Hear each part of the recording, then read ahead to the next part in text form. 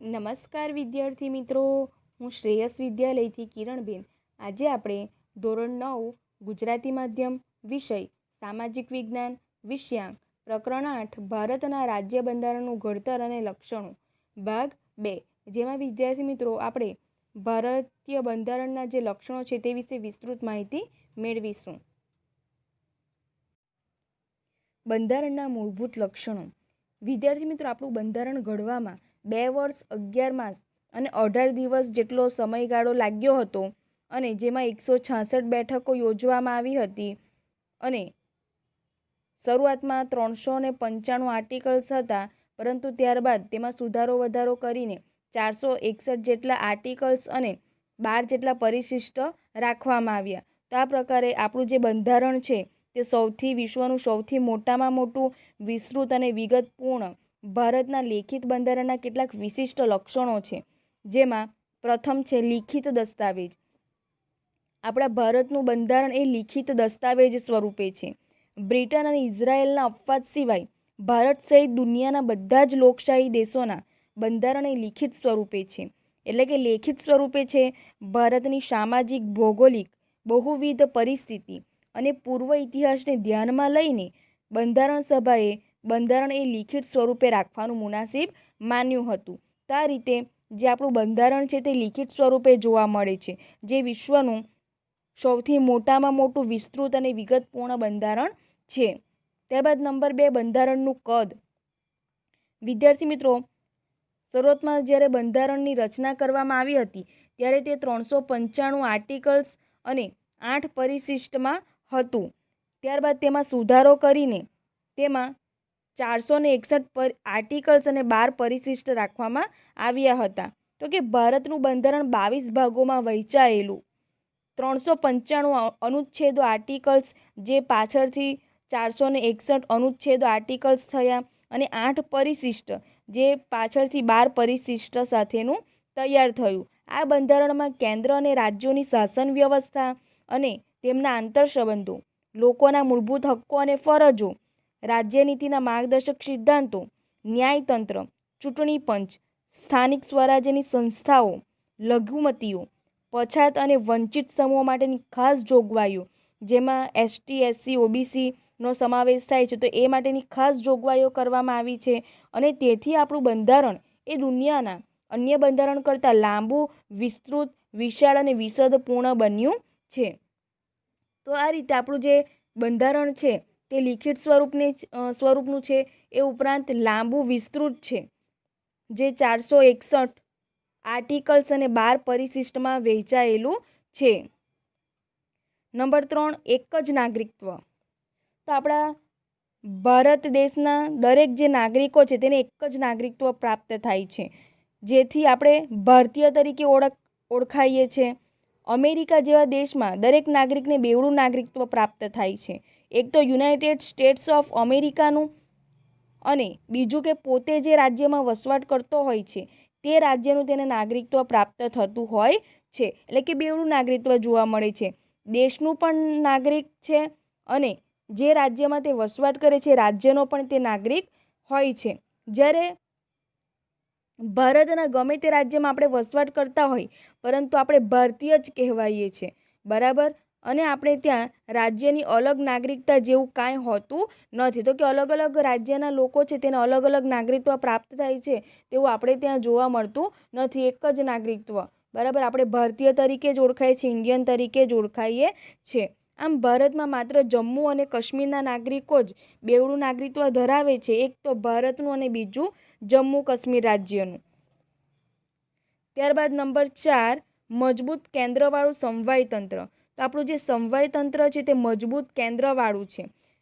ભારતના બંધારણમાં ક્યાંય સમવાય એટલે કે ફેડરલ શબ્દનો ઉપયોગ થયો નથી. બંધારણ ભારતને રાજ્યનો સંઘ તરીકે વર્ણવે છે. રાજ્યનો સંઘ એટલે કે યુનિયન ઓફ સ્ટેટ્સ તરીકે વર્ણવે છે. આમ ભારત એ સંઘ રાજ્ય છે. સંઘ એટલે કે કેન્દ્ર, બરાબર. વિવિધ રાજ્યોનો સમૂહ એટલે કે સંઘ બને છે અને સંઘ એટલે કે કેન્દ્ર. સંઘ શબ્દ દ્વારા ભારતમાં સંઘ એટલે કે કેન્દ્ર અને એકમ રાજ્યો વચ્ચે ક્યારેય પણ બદલી શકાય નહીં. તેવા કાયમી સંબંધોની લિખિત સ્વરૂપે બંધારણમાં સ્પષ્ટતા કરવામાં આવી છે. તો આ રીતે કેન્દ્ર સરકાર અને રાજ્ય સરકાર વચ્ચે ક્યારેય પણ બદલી ન શકાય એવા લેખિત સ્વરૂપની જોગવાઈઓ બંધારણમાં કરવામાં આવી છે. એકમ રાજ્યોને કેન્દ્રથી છૂટા પાડવાનો અધિકાર નથી. તો કે રાજ્યો જે કેન્દ્ર સાથે જોડાયેલા હોય છે તો કે રાજ્યોને છૂટા પાડવાનો અધિકાર નથી. સંઘ સરકારને કેટલીક વિશેષ અને ચડિયાતી સત્તાઓ આપવામાં આવી છે. સંઘ સરકાર એટલે કે કેન્દ્ર સરકાર, જે કેન્દ્ર સરકાર હોય છે બરાબર, તો કે એમને અલગ અને વિશેષ ચડિયાતી સત્તાઓ પ્રાપ્ત થતી હોય છે. કેન્દ્ર સરકાર અને પ્રાદેશિક રાજ્ય સરકારો વચ્ચે સત્તાની સ્પષ્ટ વહેંચણી કરવામાં આવી છે, જેથી રાજ્ય સરકાર પોતાના જ પ્રદેશ ઉપર પોતાના કાર્યક્ષેત્રોના અનુસંધાને પોતાના કાયદાઓ ઘડી શકે છે. ટૂંકમાં જે કેન્દ્ર સરકાર છે, રાજ્ય સરકારો છે, એમની વચ્ચે સ્પષ્ટ સત્તાની વહેંચણી થઈ છે. એના આધારે જે રાજ્ય સરકાર છે તેઓ પોતાને રાજ્યને અનુરૂપ કાયદાઓ ઘડી શકે છે, તેનો અમલ કરાવી શકે છે.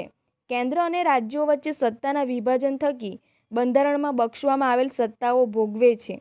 સમવાય તંત્રમાં તટસ્થ, નિષ્પક્ષ અને સ્વતંત્ર ન્યાયતંત્ર છે, જે કેન્દ્ર અને રાજ્યો વચ્ચે સત્તાના અને કાર્યોના વિભાજનના સંદર્ભે કોઈ મડાગાંઠ ઊભી થાય તો તે બંધારણનું અર્થઘટન કરીને અને તેનું નિરાકરણ લાવવાની કામગીરી કરે છે. તો આ રીતે સમવાય તંત્રમાં જે તટસ્થ અને નિષ્પક્ષ ન્યાયતંત્ર છે તેઓ કેન્દ્ર સરકાર અને રાજ્ય સરકારો વચ્ચે જો સત્તા કે કાર્યો બાબતે કોઈ સમસ્યા ઉદ્ભવે તો તેનું અર્થઘટન લાવવાનું કાર્ય તેમજ નિરાકરણ લાવવાનું કાર્ય એ ન્યાયતંત્ર દ્વારા કરાવવામાં આવે છે. ભારતમાં કેન્દ્ર અને રાજ્યો વચ્ચે સત્તાનું સ્પષ્ટ અને વિશદ વિભાજન કરવામાં આવ્યું છે, જે માટે 3 યાદીઓ બંધારણમાં મૂકવામાં આવી છે. તો કે જે કેન્દ્ર સરકાર અને રાજ્ય સરકારની જે સત્તાઓ છે એની સ્પષ્ટ વિભાજન થયું છે, સ્પષ્ટ વહેંચણી થઈ છે બરાબર. અને એ માટેની 3 યાદીઓ તૈયાર કરવામાં આવી છે, જેમાં કેન્દ્ર એટલે કે સંઘ યાદી, ત્યારબાદ નંબર 2 રાજ્યોની યાદી અને નંબર 3 સંયુક્ત યાદી, જેમાં કેન્દ્ર અને રાજ્ય બંનેની યાદી એટલે કે સંયુક્ત યાદી. હવે કેન્દ્ર યાદીમાં કઈ બાબતોનો સમાવેશ થાય છે? સંઘ યાદીમાં કુલ 97 જેટલા વિષયોનો સમાવેશ કરવામાં આવે છે, જેમાં કાયદાઓ ઘડવાનું સંપૂર્ણ સત્તા એ સંસદ ધરાવે છે. સંરક્ષણ, વિદેશી બાબતો, અણુશક્તિ, નાણું, વીમો, બેન્કિંગ, તાર ટપાલ, રેલવે જેવા રાષ્ટ્રીય મહત્વ ધરાવતા ક્ષેત્રોમાં કેન્દ્ર એ સર્વોપરી સત્તા ધરાવે છે. તો આ રીતે જે મહત્વની બાબતો છે તેમાં સંપૂર્ણ સત્તા કેન્દ્ર એટલે કે સંઘની હોય છે. કાયદો ઘડવાની સત્તા સંપૂર્ણપણે સંસદ જ ધરાવે છે. તો કે જેમાં સંઘ યાદીમાં કુલ 97 જેટલા વિષયોનો સમાવેશ કરવામાં આવ્યો છે. એ ઉપરાંત અમુક જે ક્ષેત્રો છે જેમ કે સંરક્ષણ, વિદેશ બાબતો, અણુશક્તિ, વીમો, બેન્કિંગ, નાણું, તાર ટપાલ, રેલવે વગેરે જેવા ક્ષેત્રોમાં સર્વોપરી સત્તા એટલે કે મહત્વની સત્તા એ કેન્દ્ર ધરાવે છે. ત્યાર પછી નંબર 2 રાજ્યોની યાદી. રાજ્યોમાં કેટલા વિષયોનો સમાવેશ કરવામાં આવ્યો છે? તો રાજ્યમાં 66 જેટલા વિષયોનો સમાવેશ કરવામાં આવ્યો છે, જેમના પર કાયદો ઘડવાની સંપૂર્ણ સત્તા રાજ્યોની ધારાસભાઓ ધરાવે છે, એટલે કે વિધાનસભા ગૃહો. કાયદો અને વ્યવસ્થા, શિક્ષણ, સ્થાનિક સ્વરાજ્યની સંસ્થાઓ, કૃષિ, સિંચાઈ, આરોગ્ય, ભૂમિ, રાજ્યોનો આંતરિક વેપાર, વાણિજ્ય વિષયક સેવાઓનો સમાવેશ થાય છે. તો આ રીતે જે રાજ્યોની યાદી છે તેમાં 66 જેટલા વિષયોનો સમાવેશ થાય છે. એ ઉપરાંત રાજ્યોને લગતા જે કાયદાઓ ઘડવાની સંપૂર્ણ સત્તા એ ધારાસભાઓ કે વિધાનસભા ગૃહો ધરાવે છે. આ ઉપરાંત કાયદો અને વ્યવસ્થા, જે કાયદો છે તેનો અમલ થાય એ પ્રકારની વ્યવસ્થા હોય છે. ત્યારબાદ શિક્ષણ, સ્થાનિક સ્વરાજ્યની સંસ્થાઓ, કૃષિ, સિંચાઈ, આરોગ્ય, વેપાર, વાણિજ્યને લગતી સેવાઓ વગેરેનો સમાવેશ રાજ્યની યાદીમાં થાય છે. જો કેન્દ્રને લાગે કે રાજ્યોમાં કાયદો અને વ્યવસ્થા પડી ભાંગ્યા છે તો રાજ્યની સંમતિ સાથે કે રાજ્યની મરજી વિરુદ્ધ જઈને કેન્દ્ર તે રાજ્યમાં કેન્દ્રીય અનામત પોલીસ દળોને મોકલી આપે છે. તો આ રીતે જ્યારે પણ રાજ્યની અર્થવ્યવસ્થા ખોરવાઈ જાય, કાયદો અને વ્યવસ્થા પડી ભાંગ્યા હોય, જ્યાં કાયદાનું અમલ થઈ રહ્યો ન હોય, તો એવા સંજોગોમાં કેન્દ્ર સરકાર રાજ્યની સંમતિ સાથે અથવા તો સંમતિ વગર તેમાં કેન્દ્રીય અનામત સાથે જે પોલીસ દળો મોકલી આપતા હોય છે. ત્યારબાદ નંબર 3, સંયુક્ત યાદી. સંયુક્ત યાદીમાં 47 જેટલા વિષયોનો સમાવેશ કરવામાં આવ્યો છે, જેમનામાં કાયદો ઘડવાની સત્તા કેન્દ્ર અને રાજ્યો બંને ધરાવતા હોય છે. તો કે આ રીતે જે સંયુક્ત યાદી છે જેમાં 47 જેટલા વિષયોનો સમાવેશ થાય છે, તો કે જેમાં કાયદો ઘડવાની સત્તા કેન્દ્ર તેમજ રાજ્યો બંને ધરાવે છે, પરંતુ જ્યારે રાજ્યોના કાયદામાં વિવાદ કે સંઘર્ષ ઊભો થાય ત્યારે કેન્દ્રનો કાયદો ચડિયાતો અને સર્વોપરી ગણાય છે. તો આ રીતે જ્યારે પણ રાજ્યના કાયદામાં કોઈ વિવાદ સર્જાય છે ત્યારે જે કેન્દ્રનો કાયદો હોય છે તેને સર્વોપરી ગણવામાં આવે છે અને એ દ્વારા નિર્ણયો લેવામાં આવતા હોય છે. આમ સમવાય તંત્રમાં કેન્દ્રને એટલે કે સંયુક્ત યાદીમાં પણ વિશેષ સત્તાઓ આપી છે. તો આ રીતે જે સંયુક્ત યાદી છે તેમાં કેન્દ્રને વિશેષ સત્તાઓ આપવામાં આવી છે. આ યાદીમાં દીવાની અને ફોજદારી બાબતો, લગ્ન, છૂટાછેડા, ભરણપોષણ, શિક્ષણ, આર્થિક આયોજન, વ્યાપારી સંઘો વગેરેનો સમાવેશ થાય છે. તો આ રીતે સંયુક્ત યાદીમાં મુખ્યત્વે દીવાની અને ફોજદારી બાબતો, ત્યારબાદ લગ્ન, છૂટાછેડા, ભરણપોષણ, શિક્ષણ, આર્થિક આયોજન અને વ્યાપારી સંઘો વગેરે બાબતોનો સમાવેશ સંયુક્ત યાદીમાં કરવામાં આવ્યો છે. તો અહીં વિકલ્પમાં જોડકામાં તમારે યાદ રાખવાનું, કેન્દ્ર યાદી છે તેમાં 97 જેટલા વિષયોનો સમાવેશ થાય છે, જ્યારે રાજ્ય યાદી છે તેમાં 66 જેટલા વિષયો અને સંયુક્ત યાદીમાં 47 જેટલા વિષયોનો સમાવેશ કરવામાં આવ્યો છે. શેષ સત્તાઓ એટલે કે વિદ્યાર્થી મિત્રો જે વિષયોમાં સત્તા સોંપવામાં આવી ન હોય, સત્તાની સોંપણી થયેલી ન હોય, કેન્દ્ર સરકાર કે રાજ્ય સરકાર વચ્ચે સત્તાની સ્પષ્ટ વહેંચણી થઈ ન હોય, તો તે વિષયોનો સમાવેશ શેષ સત્તાઓમાં કરવામાં આવે છે. તો કે જે વિષયોમાં કેન્દ્ર અને રાજ્યો વચ્ચે સત્તાની સ્પષ્ટ વહેંચણી થઈ શકી ન હોય, તો તે વિષયોનો સમાવેશ શેષ સત્તાઓમાં કરવામાં આવ્યો છે. આ વધારાના વિષયો કે શેષ સત્તાઓમાં કાયદો ઘડવાની કે તેમાં ફેરફારો કરવાની સંપૂર્ણ સત્તા એ કેન્દ્ર સરકારને એટલે કે સંસદને હોય છે. આ શેષ સત્તાઓ જે છે તેમાં કાયદો ઘડવાની કે તેમાં ફેરફાર કરવાની, તેમાં સુધારો કરવાની સત્તા કેન્દ્ર સરકારના હાથમાં હોય છે, એટલે કે કેન્દ્ર સરકાર પાસે સત્તા હોય છે. ભારતમાં કેન્દ્ર અને રાજ્યો વચ્ચે નાણાકીય સાધનોની પણ વહેંચણી કરવામાં આવી છે. આબકારી જકાત, આયાત નિકાસ જકાત, આવકવેરો વગેરે વધુ આવકો આપતા કરવેરા કેન્દ્રને ફાળવવામાં આવ્યા છે, જ્યારે વેચાણ વેરો, મનોરંજન વેરો, મહેસૂલ, શિક્ષણ વેરા જેવી ઓછી આવકો ધરાવતા સાધનો રાજ્યોને ફાળવવામાં આવ્યા છે. તેથી રાજ્યોએ કેન્દ્ર પાસેથી ગ્રાન્ટ સ્વરૂપે આર્થિક સહાયનો આધાર રાખવો પડે છે. તો આ રીતે જે કરવેરા છે, તો કેવી જે નાણાકીય સાધનો છે તેની વહેંચણી પણ કેન્દ્ર અને રાજ્યો વચ્ચે કરવામાં આવી છે, પરંતુ હાલ જે કાયદામાં ફેરફારો થયા છે, જેમ કે જીએસટી લાગુ પડ્યો છે, ત્યારથી આ વેરા બાબતે કે નાણાકીય સાધનોની વહેંચણી બાબતે થોડીક સરળતા થઈ છે. ત્યારબાદ નંબર 5, કટોકટી વેરા એકતંત્રી વ્યવસ્થા.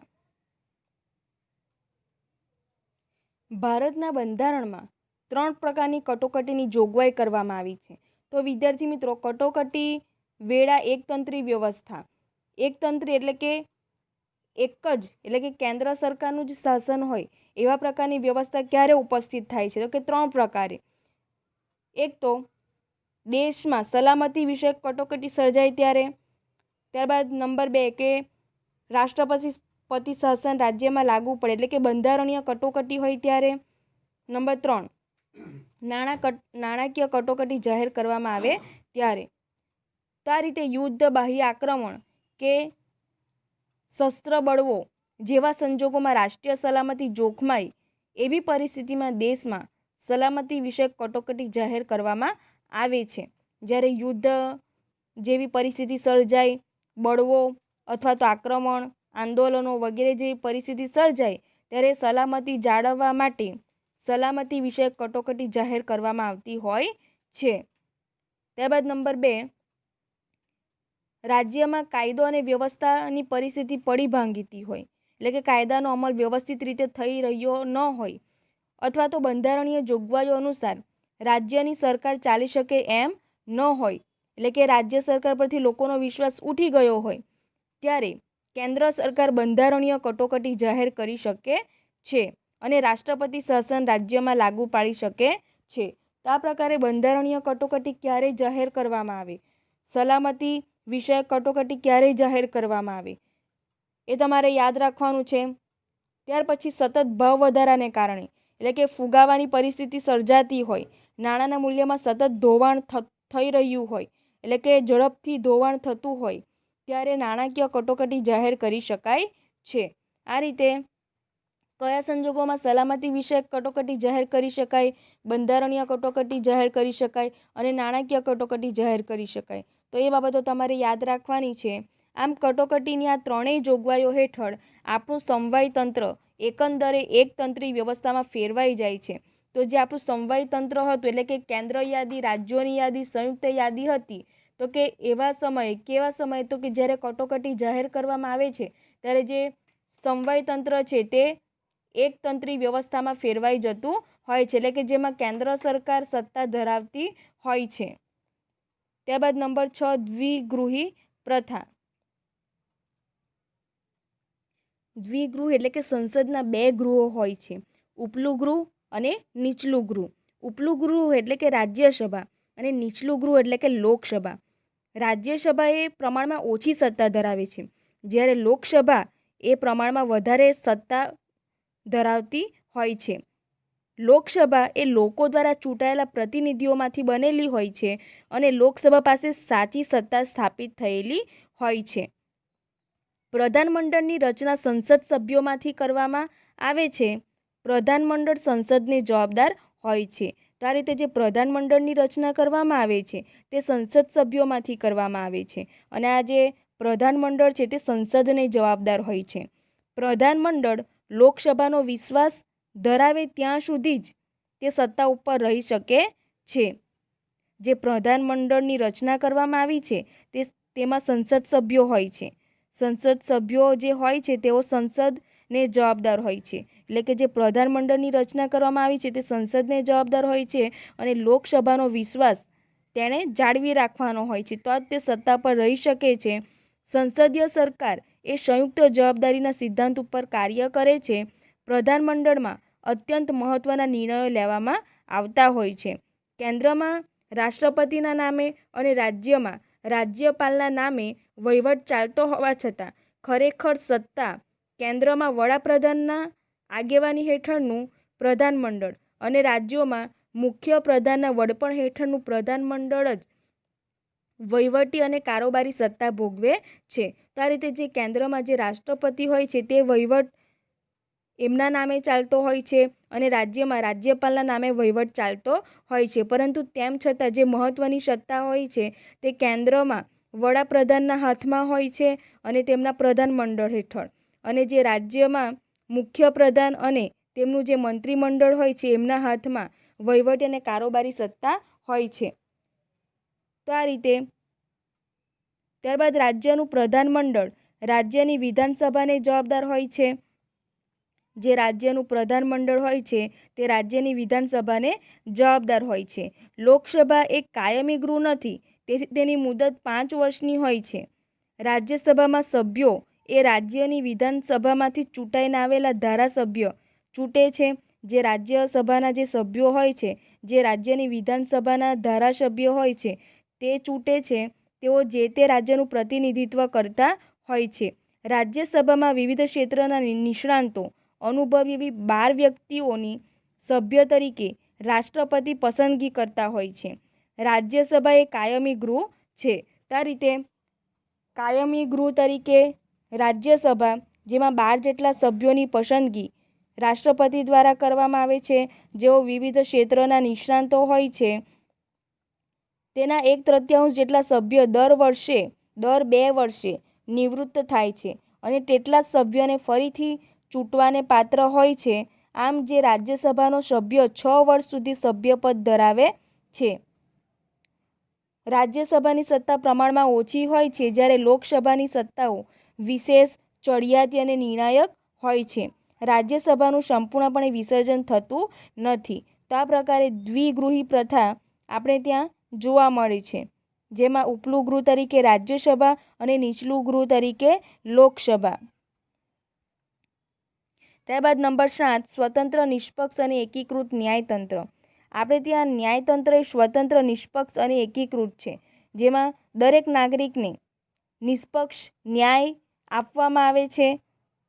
બંધારણીય જોગવાઈ અનુસાર ભારતમાં સળંગ, સ્વતંત્ર, નિષ્પક્ષ અને એકસૂત્રી ન્યાયતંત્રની સ્થાપના કરવામાં આવી છે, જેની ટોચે એટલે કે સર્વોચ્ચ અદાલત, પછી મધ્યમાં એટલે કે રાજ્ય કક્ષાએ વડી અદાલત અને નીચે એટલે કે જિલ્લા કક્ષાએની જિલ્લા અદાલતો અને તાબાની અદાલતો ઉપરાંત વિશેષ અદાલતો હોય છે.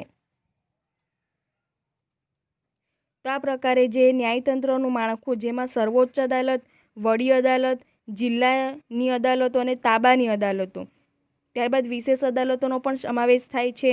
સર્વોચ્ચ અદાલતના ચુકાદા ભારતમાં આવેલ તમામ અદાલતો માટે બંધન કરતા હોય છે. જે સર્વોચ્ચ અદાલતે ચુકાદો આપ્યો હોય છે તે દરેક અદાલતોએ માન્ય રાખવાનો હોય છે. સંઘ સરકાર અને રાજ્ય સરકાર વચ્ચે બંધારણીય બાબતો કે કાયદાના અર્થઘટન અંગે જો વિવાદ ઊભો થાય તો તેના ઉકેલની અંતિમ સત્તા સર્વોચ્ચ અદાલતની છે. તો આ રીતે સંઘ સરકાર એટલે કે કેન્દ્ર સરકાર કે રાજ્ય સરકાર વચ્ચે બંધારણીય જોગવાઈ બાબતે જો અર્થઘટનો બાબતે કોઈ મતભેદ જણાય તો તેનો ઉકેલ કે અંતિમ ઉકેલ લાવવાની સત્તા એ સર્વોચ્ચ અદાલતની છે. ન્યાયતંત્ર એ કારોબારીથી સ્વતંત્ર છે.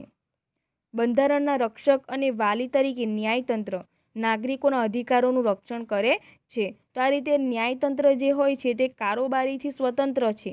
તે બંધારણના રક્ષક અને વાલી તરીકે નાગરિકોના અધિકારોનું રક્ષણ કરે છે. જે નાગરિકોને મૂળભૂત અધિકારો પ્રાપ્ત થયા છે, હક્કો પ્રાપ્ત થયા છે, તો તેનું રક્ષણ કરવાનું કાર્ય ન્યાયતંત્ર દ્વારા કરવામાં આવે છે. અને જો એ અનુસાર કોઈ નાગરિકને અન્યાય થાય તો તેને ન્યાય અપાવવાનું કાર્ય ન્યાયતંત્ર દ્વારા કરવામાં આવે છે. નંબર 8, બંધારણમાં સુધારો. બંધારણમાં કેટલાક સુધારાઓ કરવામાં આવ્યા છે. એટલે કે ભારતીય બંધારણ અન્ય દેશોના બંધારણ કરતાં પરિવર્તનશીલ છે. સમય અનુસાર તેમાં ફેરફાર કરી શકાય છે. સમય અને સંજોગોને આધીન બંધારણમાં ફેરફાર કરવાની જરૂર પડતી હોય છે. બંધારણમાં ફેરફારની કલમોને 3 ભાગમાં વહેંચવામાં આવી છે. તો કે આપણે ત્યાં અન્ય દેશો કરતાં પણ આપણું બંધારણ છે તે પરિવર્તનશીલ છે. સમય અને સંજોગો અનુસાર તેમાં ફેરફાર કરતા રહેવું પડે છે. અને એ ફેરફારો માટે કેટલીક કલમો આપવામાં આવી છે જે 3 ભાગોમાં વિભાજિત કરવામાં આવી છે, જે વિશે આપણે માહિતી મેળવીશું. બંધારણમાં સુધારો, જેમાં નંબર 1, અમુક જોગવાઈઓમાં સંસદના હાજર અને મત આપતા સભ્યોની સાદી બહુમતીથી સુધારો કરી શકાય છે. તો કેટલાક સંજોગોમાં જે સંસદના હાજર અને મત આપતા સભ્યો હોય છે એમની સાદી બહુમતી દ્વારા પણ આપણે સુધારો કરી શકીએ છીએ. ત્યારબાદ નંબર 2, અમુક જોગવાઈઓમાં સંસદના બંને ગૃહો એટલે કે રાજ્યસભા અને લોકસભા એના કુલ સભ્ય સંખ્યાની બહુમતી અને હાજર તેમજ મત આપતા સભ્યોની 2/3 સ્પષ્ટ બહુમતીથી ફેરફાર થઈ શકે છે. તો આ રીતે સંસદના જે બંને ગૃહો છે એ બંને ગૃહોના સભ્યની બહુમતીથી તેમજ હાજર અને મત આપતા જે સભ્યો છે એમના 2/3 જેટલી બહુમતીથી ફેરફાર કરી શકાય છે. ત્યારબાદ નંબર 3, બંધારણના અમુક ભાગમાં સુધારો કરવા માટે સંસદના બંને ગૃહોની કુલ સભ્ય સંખ્યાની બહુમતી તેમજ હાજર અને મત આપતા સભ્યોની 2/3 બહુમતી ઉપરાંત અડધા કરતાં વધુ ઘટક રાજ્યોની વિધાનસભા ગૃહોની મંજૂરી જરૂરી છે. તો આ રીતે બંધારણમાં અમુક ભાગોમાં જો આપણે સુધારો કરવો હોય તો તે માટે બંને ગૃહોના સભ્યોની બહુમતી એ ઉપરાંત હાજર તેમજ મત આપતા જે સભ્યો હોય છે એમની 2/3 બહુમતી ઉપરાંત અડધા કરતાં પણ વધુ જે ઘટક રાજ્યો છે એમના વિધાનસભાના ગૃહોની બહુમતી જરૂરી છે, એટલે કે એમની મંજૂરી જરૂરી છે. કેન્દ્ર અને રાજ્યોના આંતરસંબંધો કે ઉચ્ચ ન્યાયતંત્રના માળખામાં સુધારો કરવાનો હોય ત્યારે કુલ રાજ્યોના ઓછામાં ઓછા અડધા રાજ્યોની સંમતિથી કરી શકાય છે. તો આ રીતે જ્યારે પણ કેન્દ્ર કે રાજ્યોના આંતરસંબંધો કે ઉચ્ચ ન્યાયતંત્રના માળખામાં જો સુધારા કરવા હોય તો એ માટે આપણા જે રાજ્યો છે એ રાજ્યોના અડધા રાજ્યોની સંમતિ જરૂરી છે. ન્યાયિક ચુકાદાના આધારે પણ સંસદ દ્વારા બંધારણમાં સુધારો કરવામાં આવે છે. બંધારણના મૂળભૂત માળખામાં ફેરફાર કરી શકાય નહીં. બંધારણની ઘણી બાબતોમાં સંસદની સાદી બહુમતીથી સુધારો કરી શકાતો હોવાથી બંધારણ એ સુપરિવર્તનશીલ અને લચીલું ગણાય છે. તો અહીં તમને વિધાનો પૂછાય છે. બંધારણ સુપરિવર્તનશીલ અને લચીલું છે કારણ કે એમાં સાદી બહુમતીથી સુધારો કરી શકાય છે. બંધારણના જે મૂળભૂત માળખું છે તેમાં ફેરફાર કરી શકાતા નથી, પરંતુ સાદી બહુમતીથી તેમાં સુધારો કરી શકાય છે. પરંતુ કેટલીક બાબતોમાં બંધારણમાં સાદી બહુમતીથી સુધારો થઈ શકતો નથી. રાજ્યના અનુમોદન વગર સુધારો શક્ય ન હોવાથી તેટલા અંશે તે દુષ્કર છે. આમ બંનેનું મિશ્રણ બંધારણીય ભારતીય બંધારણનું આગવું લક્ષણ છે. તો આ રીતે કેન્દ્ર સરકાર અને રાજ્ય સરકાર બંનેની બહુમતી ખૂબ જ જરૂરી છે અને ત્યારબાદ તેમાં સુધારો કરી શકાય છે. ત્યારબાદ નંબર 9, સાર્વત્રિક પુખ્ત વય મતાધિકાર. ભારતમાં બંધારણમાં 18 વર્ષની ઉંમરના તમામ નાગરિકોને કોઈપણ જાત, ધર્મ, શિક્ષણ, લિંગ, આવક, કોમ, મિલકત કે જન્મસ્થાન જેવા કોઈપણ જાતના ભેદભાવ વગર મુક્ત રીતે દરેક નાગરિકને સમાન મતાધિકાર આપવો એ ખરેખર પ્રગતિશીલ અને હિંમતભર્યું પગલું છે. તો આ રીતે ભારતીય બંધારણમાં 18 વર્ષ કે તેથી ઉપરની તમામ જે નાગરિક છે એમને કોઈપણ જાતિ, ધર્મ, લિંગ, શિક્ષણ, મિલકત કે જન્મ સ્થાન જેવા કોઈપણ ભેદભાવ વગર તેમને મત આપવાનો અધિકાર આપવામાં આવ્યો છે અને એ અધિકારનો ઉપયોગ કરીને તે પોતાના જે પ્રતિનિધિ છે તેની પસંદગી કરી શકે છે. બરાબર. મતાધિકારને કારણે લોકશાહીમાં પ્રત્યેક નાગરિકને ચૂંટણી સમયે પોતાની પસંદગીના ઉમેદવારને મત આપીને તેને ચૂંટવાનો અધિકાર મળે છે. ચૂંટણીઓમાં યુવા મતદારોની ઉત્તરોત્તર વધતી સંખ્યા, સજાગતા, ઉમળકો, મતદાન જાગૃતિના કારણે મતદાનનું વધેલું પ્રમાણ. આમ રાજકીય ક્ષેત્રે યુવાઓની સક્રિયતા એ લોકશાહીની પરિપક્વતા અને સફળતાની નિશાની છે. વિદ્યાર્થી મિત્રો, દરેક નાગરિકને મતાધિકાર પ્રાપ્ત થયો છે તેનો ઉપયોગ કરીને આપણા જે કાર્યો કરે છે, બરાબર, આપણા સમાજ કલ્યાણ માટે જે કાર્યો કરે છે એવા ઉમેદવારને મત આપીને ચૂંટવાનો અધિકાર દરેક નાગરિકને પ્રાપ્ત થયો છે. ત્યારબાદ નંબર 10, ધર્મનિરપેક્ષતા એટલે કે બિનસાંપ્રદાયિકતા. ધર્મનિરપેક્ષતા એ શું છે? કોઈ પણ ધર્મ વચ્ચે ભેદભાવ રાખી શકાય નહીં. દરેક ધર્મ કે દરેક સંપ્રદાયને સ્વતંત્રતાપૂર્વક પોતાનો ધર્મ પાળવાની સ્વતંત્રતા પ્રાપ્ત થઈ છે. એ જ રીતે પોતાની માન્યતા પ્રમાણે વર્તવાની તેને સ્વતંત્રતા પ્રાપ્ત થઈ છે. તો આ રીતે દરેક ધર્મના લોકોને પોતાના ધર્મનો પ્રચાર પ્રસાર કરવાની, પોતાની માન્યતા પ્રમાણે વર્તવાની છૂટછાટ સ્વતંત્રતા આપવામાં આવી છે. ભારતીય બંધારણમાં સર્વધર્મ સમભાવ એટલે કે વિશ્વ બંધુત્વની ભાવનાનો સ્વીકાર કરવામાં આવ્યો છે. સર્વધર્મ તરફ સમાન દ્રષ્ટિ અને સમાન આદરભાવનો સ્વીકાર થયો છે. રાજ્ય દ્વારા કોઈપણ ધર્મને ઉત્તેજન કે ટેકો નહીં. રાજ્યને પોતાનો કોઈ ધર્મ કે સંપ્રદાય નથી. તો આ રીતે વિશ્વ બંધુત્વની ભાવનાનો સ્વીકાર થયો છે આપણા બંધારણમાં. સર્વધર્મ સમભાવની ભાવના જોવા મળે છે. એટલે કે કોઈપણ રાજ્યને પોતાનો કોઈ ધર્મ નથી, કોઈ સંપ્રદાય નથી. રાજ્ય તટસ્થ છે. ભારતીય બંધારણ કોમી પક્ષપાત કે ધાર્મિક બાબતોથી પર છે. તો કયા રીતે? ધર્મનિરપેક્ષતા હોવાથી, દરેક રાજ્ય તટસ્થ હોવાથી ધર્મ વચ્ચે ભેદભાવ રાખી શકાય નહીં, કોમ વચ્ચે ભેદભાવ રાખી શકાય નહીં. દરેક ધર્મને સમાન ન્યાય મળવો જોઈએ, સમાનતા મળવી જોઈએ.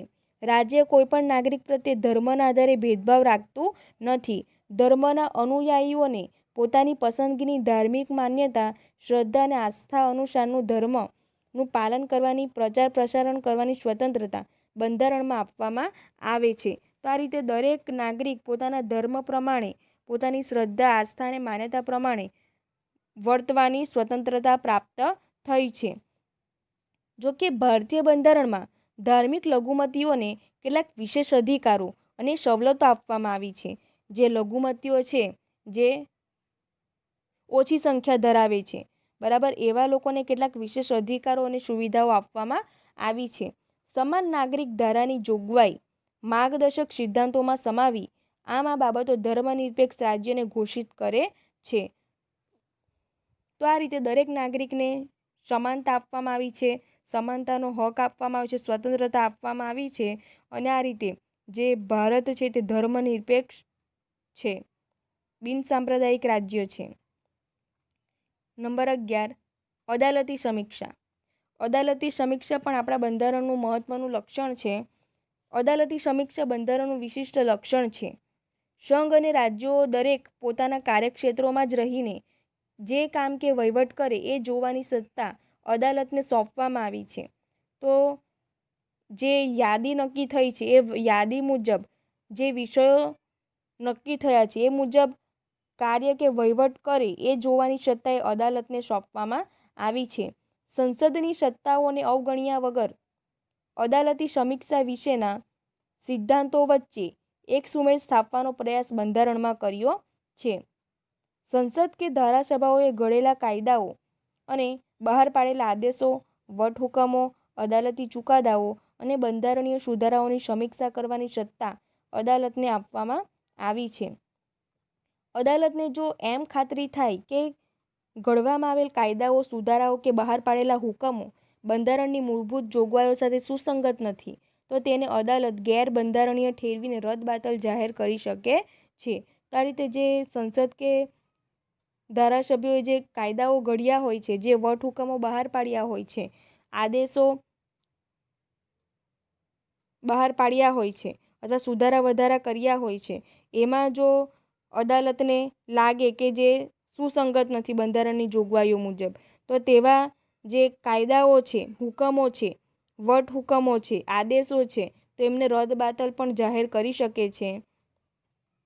ત્યારબાદ નંબર 12 મૂળભૂત હક્કો અને ફરજો. વિદ્યાર્થી મિત્રો, મહત્વનું લક્ષણ છે મૂળભૂત હક્કો અને ફરજો જે આપણા બંધારણ દ્વારા આપણને પ્રાપ્ત થયા છે. ભારતના લોકો એક સ્વતંત્ર રાષ્ટ્રના નાગરિક તરીકે ગૌરવપૂર્ણ જીવન જીવી શકે એ માટે બંધારણમાં મૂળભૂત હક્કો આપવામાં આવ્યા છે. સર્વાંગી વિકાસની સાથે રાષ્ટ્રના વિકાસ માટે જરૂરી સ્વતંત્રતાની ખાતરી સાથે હક્કો અને ફરજો એ લોકશાહી સમાજની મહામૂલી મૂડી છે. તો આ રીતે ભારતના લોકો સ્વતંત્ર રીતે સમાનતાપૂર્વક જીવી શકે એ માટે એમને મૂળભૂત હક્કો આપવામાં આવ્યા છે, ફરજો આપવામાં આવી છે.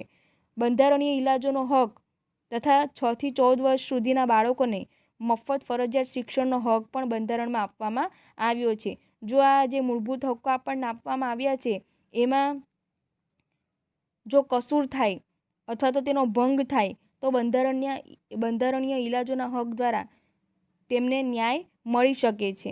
તો એ દ્વારા કેટલીક ફરજો પણ આપવામાં આવી છે બંધારણમાં, જેનું પાલન દરેક નાગરિકોએ કરવાનું હોય છે. ત્યારબાદ નંબર 13 રાજ્યનીતિના માર્ગદર્શક સિદ્ધાંતો. તો કે રાજ્યનીતિના કેટલાક માર્ગદર્શક સિદ્ધાંતો પણ પ્રાપ્ત થયા છે. લોકોના રક્ષણ સલામતીની સાથે કલ્યાણ સાધવાનો પ્રયાસ રાજ્યએ કરવાનો હોય છે. લોકોનું રક્ષણ કરવું, સલામતી જાળવવી અને લોકોનો કલ્યાણ વિશે વિચારવાનો પ્રયાસ રાજ્ય સરકારે કરતા રહેવાનો હોય છે. આ સિદ્ધાંત હેઠળ રાજ્યોની નીતિ ઘડતરમાં, રાજ્ય શાસનમાં રાજ્યનીતિના માર્ગદર્શક સિદ્ધાંતો માર્ગદર્શન પૂરું પાડે છે. તેથી પણ તે સિદ્ધાંતોને માર્ગદર્શક સિદ્ધાંતો તરીકે ઓળખવામાં આવે છે. તો આ રીતે રાજ્યનીતિના જે માર્ગદર્શક સિદ્ધાંતો છે તે રાજ્યોને નીતિ ઘડતર માટે અને રાજ્યનો વહીવટ શાસન કરવા માટે માર્ગદર્શન પૂરું પાડે છે. ત્યારબાદ નંબર 14 પછાત વર્ગો અને આદિજાતિઓ માટેની જોગવાઈઓ. તો કે આપણા બંધારણમાં પછાત વર્ગો છે, આદિજાતિ માટેની કેટલીક જોગવાઈઓ આપવામાં આવી છે. સમાજના પછાત વર્ગો કે પછાત જાતિઓ કે વંચિત સમુદાયના ઉત્કર્ષ અને તેઓને સામાન્ય પ્રવાહમાં ભેળવવા માટે સક્ષમ બનાવવા માટે ભારતના બંધારણમાં વિશેષ જોગવાઈઓ કરવામાં આવી છે. તો આ રીતે એસટી, એસસી અને ઓબીસી જે વર્ગો છે એમના માટે વિશેષ પ્રકારની જોગવાઈઓ નક્કી કરવામાં આવી છે, જેથી દરેક નાગરિક સમાન રીતે પોતે જીવી શકે. ધારાગૃહોમાં સ્થાનિક સ્વરાજ્યની ચૂંટણીઓમાં રાજકીય પ્રતિનિધિત્વ પૂરું પાડે તે માટે અનામત બેઠકો ફાળવવામાં આવી છે. બરાબર. જે ધારાગૃહો છે, સ્થાનિક સ્વરાજ્યની સંસ્થાઓ છે, એટલે કે નગરપાલિકાઓ, મહાનગરપાલિકાઓ, બરાબર, એમાં એમને અનામત બેઠકો ફાળવવામાં આવી છે. એસટી, એસસી, ઓબીસી માટે સરકારી નોકરીમાં અને શિક્ષણ સંસ્થાઓમાં પ્રવેશ માટે અનામત ક્વોટાની બેઠકો તેઓની વસ્તીના પ્રમાણમાં ફાળવીને સમાન તક આપી છે. આ રીતે જે સરકારી નોકરીઓ હોય છે, ત્યારબાદ શૈક્ષણિક સંસ્થાઓ હોય છે, એમાં અનામત બેઠકો નક્કી થયેલી હોય છે. બરાબર. તો કે એમના આધારે તેમને ફાળવવામાં આવતી હોય છે. પછાત જાતિના બાળકોને શિક્ષણ માટે શિષ્યવૃત્તિઓ સવલતો, ફી માફીની સગવડોનો લાભ, હકારાત્મક ભેદભાવનો કે રક્ષણાત્મક ભેદભાવની નીતિનો ખાસ પ્રબંધ બંધારણમાં કરવામાં આવ્યો છે. તો આ રીતે જે પછાત વર્ગો છે તો એમના માટે વિવિધ પ્રકારની વ્યવસ્થાઓ કરવામાં આવી છે બંધારણમાં કે જેથી તેઓ શિક્ષણ મેળવી શકે, ત્યારબાદ સારી નોકરી મેળવી શકે, જેથી તેમનું જીવન ધોરણ ઊંચું આવે. તો એ પ્રકારની જોગવાઈ બંધારણમાં કરવામાં આવી છે. તો કે એ માટે વસ્તીના આધારે તેમને જરૂરી બેઠકો ફાળવવામાં આવે છે. એના આધારે તેઓ શિક્ષણમાં એડમિશન મેળવીને, પ્રવેશ મેળવીને તેઓ શિક્ષણ મેળવી શકે છે. આ રીતે આપણા બંધારણના જે લક્ષણો છે એ મૂળભૂત લક્ષણોમાં મુખ્યત્વે 14 પ્રકારના લક્ષણો છે જે તમારે યાદ રાખવાના છે. જેમાંનું પ્રથમ લક્ષણ છે કે લિખિત સ્વરૂપે, નંબર 2 બંધારણનું કદ, નંબર 3 એક જ નાગરિકત્વ પ્રાપ્ત થયું છે, નંબર 4 મજબૂત કેન્દ્રવાળું સમવાય તંત્ર. મજબૂત કેન્દ્રવાળું જેમાં 3 પ્રકારની આપણે યાદી જોઈ, કેન્દ્ર યાદી, રાજ્યોની યાદી અને સંયુક્ત યાદી. ત્યારબાદ નંબર 5 કટોકટી વેળા, એકતંત્રી વ્યવસ્થા તંત્ર, એટલે કે જ્યારે કટોકટી સર્જાય ત્યારે રાષ્ટ્રપતિનું શાસન લાગુ પડે છે તે પ્રકારે આપણે જોયું. ત્યારબાદ નંબર 6 દ્વિગૃહી પ્રથા, નંબર 7 સ્વતંત્ર, નિષ્પક્ષ અને એકીકૃત ન્યાયતંત્ર. એટલે જે ન્યાયતંત્ર છે તે સમાનતા અનુસાર દરેક નાગરિકનું રક્ષણ કરે છે. ત્યારબાદ નંબર 9 સાર્વત્રિક પુખ્ત વય મતાધિકાર, 18 વર્ષ કે તેથી ઉપરની વ્યક્તિ, દરેક નાગરિક જે હોય છે તેને કોઈ પણ ધર્મ જાતિ વગર મતાધિકાર પ્રાપ્ત થાય છે. ત્યારબાદ નંબર 10 ધર્મનિરપેક્ષતા, એટલે કે બિન સાંપ્રદાયિકતા. આપણો ભારત દેશ એ બિન સાંપ્રદાયિક ધર્મનિરપેક્ષ છે, જેમાં દરેક ધર્મના લોકોને રહેવાની સ્વતંત્રતા છે, પોતાના ધર્મ પ્રમાણે વર્તવાની સ્વતંત્રતા છે, પોતાની જે માન્યતાઓ, શ્રદ્ધા, આસ્થા પ્રમાણે તેનું પ્રચાર પ્રસાર કરવાની સ્વતંત્રતા પ્રાપ્ત થઈ હોય છે. ત્યારબાદ નંબર 11 અદાલતી સમીક્ષા. તો કે અદાલતો દ્વારા જે કેન્દ્ર અને રાજ્ય સરકાર દ્વારા જે અર્થઘટન બાબતે જો મતભેદ જણાય તો તે અંગે અદાલત દ્વારા જરૂરી ચુકાદાઓ આપવામાં આવતા હોય છે. અને કેટલાક સંજોગોમાં જો કાયદાઓ ઘડવામાં આવ્યા હોય છે અને એ કાયદાઓ જો સુસંગત ન હોય તો એવા સંજોગોમાં અદાલત તેને રદબાતલ જાહેર કરી શકે છે, એટલે કે અદાલતી સમીક્ષા. ત્યારબાદ નંબર 12 મૂળભૂત હક્કો અને ફરજો, જે આપણા બંધારણના મહત્વનું લક્ષણ છે. ત્યારબાદ નંબર 13 રાજ્યનીતિના માર્ગદર્શક સિદ્ધાંતો, નંબર 14 પછાત વર્ગો અને આદિજાતિ માટેની જોગવાઈઓ. તો આ રીતે આ પ્રકરણમાંથી વિધાનો પણ તમને પૂછાય છે, પારિભાષિક શબ્દો પૂછાય છે. તો અહીં આપણું આ પ્રકરણ પૂર્ણ થાય છે. સ્વાધ્યાયમાં તમારે પ્રશ્ન 1, પ્રશ્ન 2 વિધાનો સમજાવો અને પ્રશ્ન 3 એ તમારે હોમવર્કમાં કરવાના છે. જેમાંથી પરીક્ષાની દ્રષ્ટિએ તમને પારિભાષિક શબ્દ પૂછાય છે, બેવડું નાગરિકત્વ, ત્યારબાદ સંસદીય પદ્ધતિ, નંબર 7 શેષ સત્તા, સંયુક્ત યાદી, લોકશાહી. તો આ તમને પરીક્ષામાં પૂછાય છે. એ ઉપરાંત ભારત એ બિન સાંપ્રદાયિક રાજ્ય છે. ત્યારબાદ આમુખ એ હોકાયંત્રની ગરજ સારે છે. તો આવા પ્રકારના વિધાનો પણ તમને પરીક્ષામાં પૂછાય છે. ત્યારબાદ સાર્વત્રિક પુખ્ત વય મતાધિકાર કોને કહેવાય છે? તો આ પરીક્ષાની દ્રષ્ટિએ મહત્વના પ્રશ્નો છે, એની તમારે તૈયારી કરવાની છે. ઉપરાંત તમારે તમારી નોટબુકમાં ફરજિયાતપણે સ્વાધ્યાયમાં પ્રશ્ન 1, પ્રશ્ન 2 અને પ્રશ્ન 3 એ તમારે કરવાના છે. થેન્ક યુ વિદ્યાર્થી મિત્રો.